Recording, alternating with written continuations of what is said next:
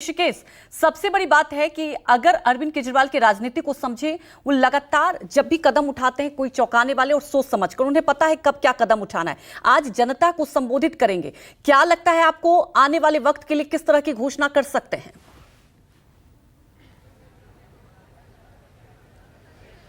देखिए, बिल्कुल अरविंद केजरीवाल सबसे मंजे हुए राजनेता है और दिल्ली के जंतर मंतर की मैं आगे तस्वीर आपको दिखा रहा हूं कि देखिए, मेरा केजरीवाल ईमानदार है, पोस्टर लगे हुए हैं और 12 बजे का वक्त है, लेकिन आम लोगों से, उनके वोटरों से ये जंतर मंतर अब पटना शुरू हो गया है और यहाँ पे आम लोग हैं, बहुत सारे ऐसे लोग हैं जिनके बारे में कहा जा रहा है। भाई साहब, ये बताइए कि जनता की अदालत में आने का मतलब क्या है, मकसद क्या है अरविंद केजरीवाल का? चुनावी स्टंट है? चुनावी स्टंट नहीं है। हाँ। ये जो बीजेपी वालों ने भ्रष्टाचार का आरोप लगाया ना, उसके लिए है। उसने पहले भी कहा था कि अगर मैंने 20 में कहा था कि मैंने अगर काम किया तो मुझे वोट देना, अगर नहीं किया तो मत देना। किसी में हिम्मत है बीजेपी के आदमी में अगर ये कह दे कि मैं ईमानदार हूँ और मुझे वोट देना और नहीं तो मत देना अगर मैं भ्रष्टाचारी हूँ, ये हिम्मत केजरीवाल में है। लेकिन लोग कह रहे हैं कि ये इस्तीफा उनको पहले देना चाहिए था जब उनकी गिरफ्तारी हुई थी। देखिए, गिरफ्तारी के वक्त इसलिए इस्तीफा नहीं दिया था क्योंकि भाजपा चाहती थी दिल्ली के अंदर राष्ट्रपति शासन लगाना और मुख्यमंत्री जेल से इस्तीफा देना। वो भाजपा वालों का ये षड्यंत्र था, तो उस षड्यंत्र को फेल किया कहीं ना कहीं। और जेल से आने के बाद जब जेल ने माननीय सुप्रीम कोर्ट ने जब जमानत दे दी, उसके बाद जो ये निर्णय लिया वो दिल्ली की जनता के पक्ष के लिए लिया, क्योंकि दिल्ली की जिस तरह से कोर्ट ने, माननीय सुप्रीम कोर्ट ने फाइल पे साइन करने के लिए रोक लगाई थी मुख्यमंत्री सचिवालय जाने के लिए। बहुत सारे। हाँ, आप कहाँ से भाई साहब?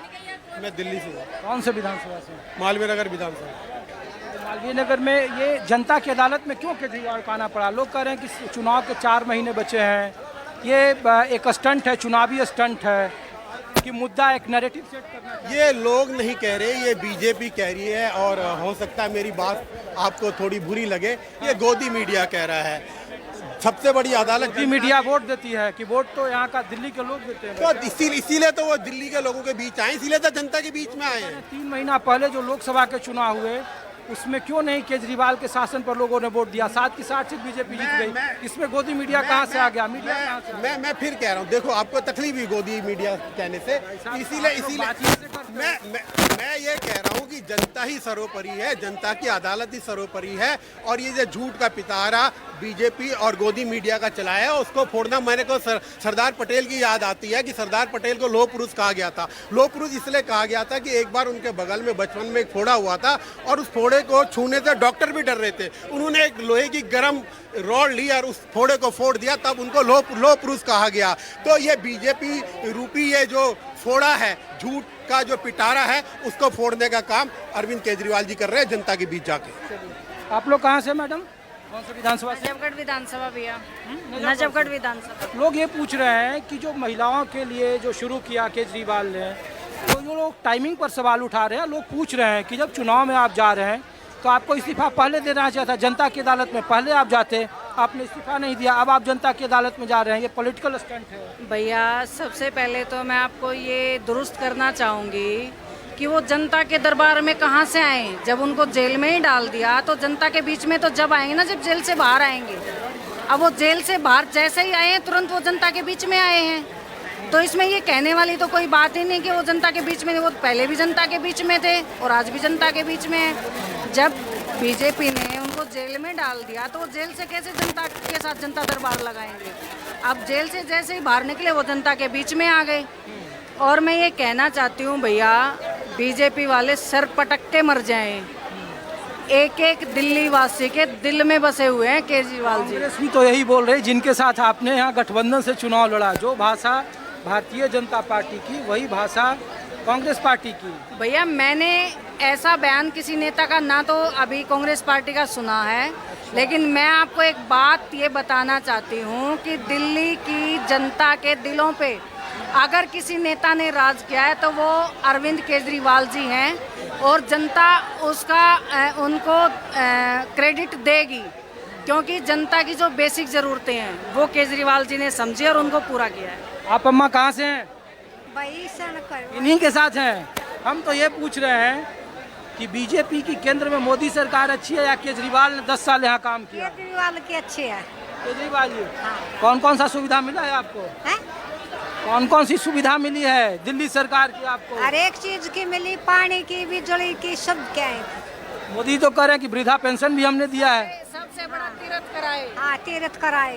कहाँ कहाँ घूमा आपने? तीर्थ कराए बुजुर्ग। हम बोगा बॉर्डर है, गुजरात। आप लोग कहाँ से हैं?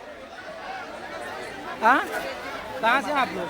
नजफगढ़। अरे बताओ। हाँ, नजफगढ़ से। अरे तो हम तो ये पूछ रहे हैं, अरे छोड़ो ना, आप उनके साथ आप कहाँ आए हो? हम तो ये पूछ रहे हैं कि केजरीवाल जी जनता की अदालत में आए, लोग कह रहे हैं कि पहले क्यों नहीं आए? मेरे से नहीं बोला जाएगा। आप बताओ, आप कहाँ से हो?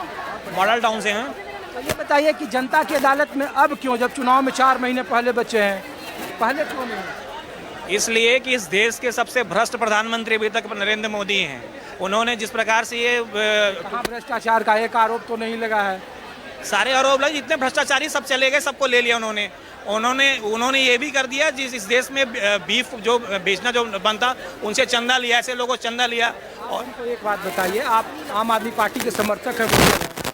जो भाषा का इस्तेमाल भारतीय जनता पार्टी कर रही है वही भाषा कमोबेश कांग्रेस कर रही है। लोग कह रहे हैं 3 महीने पहले तक जब आप कांग्रेस के साथ मिलकर बीजेपी को नहीं हरा पाए, तो हालांकि विधानसभा में दूसरा मामला है, जब आपके खिलाफ 10 साल का एंटी इनकम्बेंसी है, करप्शन के इतने बड़े चार्जेज हैं, बड़े बड़े नेताओं को जेल भेजा गया, ऐसे में जनता इसे किस तरीके से देखती है केजरीवाल के फैसले को? इस हिंदुस्तान लोग कैसे देखते हैं? हिंदुस्तान के अंदर में जितने आम लोग हैं उनकी होप, आशा, उम्मीद जो है वो सिर्फ अरविंद केजरीवाल है, क्योंकि इस देश में उनकी जो चाहत है वो चाहत यह है कि मुफ्त शिक्षा, मुफ्त जो है स्वास्थ्य व्यवस्था, और इसके साथ में घर में आकर लोगों को काम करे, इस प्रकार की व्यवस्था होनी चाहिए। और वो व्यवस्था इन्होंने हिंदुस्तान में देने का काम किया है। तो इसके बाद ये जो है यहाँ पर, वो लोकसभा छोड़िए, विधानसभा में हर बार ऐसा हुआ, 15 में हुआ, 19 में हुआ, अभी फिर से होने जा रहा है। तो यहाँ पर जो देश में 70 सीट देने जा रही जनता, और इसलिए देने जा रही क्योंकि ये जो है उनकी उम्मीदें हैं। आप लोग भाई साहब आजादपुर से।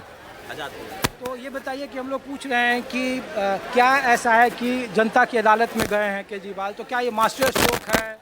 दिल्ली में 70 विधानसभा की सीटें, 62 फिर 62, इस बार एंटी इनकम्बेंसी भी तो है।